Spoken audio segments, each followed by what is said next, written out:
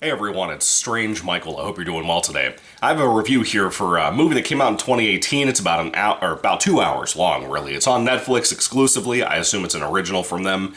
I had never heard of it until I randomly watched it about a month ago. I'm trying to catch up on reviews for things I've been watching recently, right before October, and during October typically too. If I have a whole series of movies, probably not going to cover that yet, but the basic standalone stuff or a couple of films I watch back to back, I will cover those. But we're getting into November now. I hope you had a great Halloween yesterday.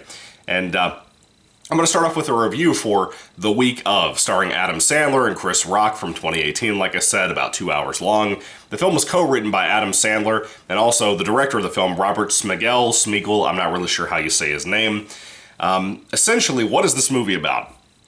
Well, you have Adam Sandler's daughter is going to marry Chris Rock's son, and Chris Rock is kind of a distant dad. He's a doctor for a living. He does a lot of kind of distant things. He just kind of throws money at his problems and tries to fix things that way. Adam Sandler, I think he owns like a Holiday Inn or some kind of hotel or something like that. And a lot of things are going wrong there.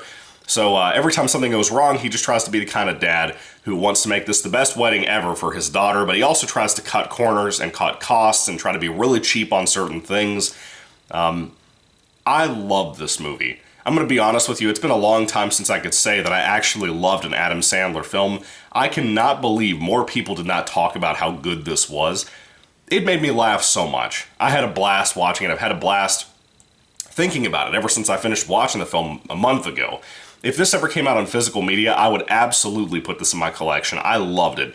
It's basically like Christmas Vacation without Christmas, without the Griswolds, without Chevy Chase, and that might make you wonder, well, why would you like it then? All of the great elements that make Christmas Vacation a classic and one of my favorite Christmas movies of all time are basically stolen for this film, or removed for this movie. Well, I'll tell you this, it was fun. They did a great job with this whole build-up to a wedding. No one knows the stresses but the people who have been through a wedding. You know, it is insane, it's crazy, everything from the bridesmaids involved to the best men involved, everything, dude. It's so much stuff, and it's always crazy. It's always just personality clashes and stuff, fights behind the scenes, that kind of thing. And this is not a family drama. This is an outright comedy, and I loved it. I loved every second of it. I thought it was genius. So many jokes that I am surprised that Netflix let Adam Sandler get away with because of how weird and PC they are now. Dude, it's genius. It is such a good flick. There were so many jokes that will be burned into my head the rest of my life from this movie, but it's a very dry, humored film. The personality of the film, the tone of the movie, is very dry in a lot of ways, and a lot of people are not going to be down for that. I personally absolutely loved it for that. I thought it was so unique compared to most modern comedy because of that. Kind of like when Due Date came out years and years and years ago. What was that, 2010, 11, somewhere in there? The Robert Downey Jr., Zach Galifianakis movie. But this just had an amazing thing going for it. The music was good.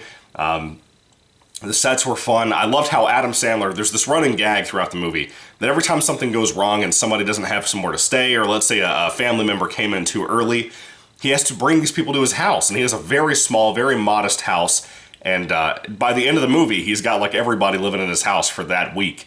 And dude, it just gets better and better. I love it. There's even like the one relative, he's like Uncle something, I forgot his name, but the poor man in real life doesn't have legs, but some of the stuff involving him was so genius and so funny. It reminds me so much of a National Lampoon's Vacation type of style humor, and if you love that kind of thing, The Week Of is for you. You got to spend some time on it and actually watch it. I think you'll love it.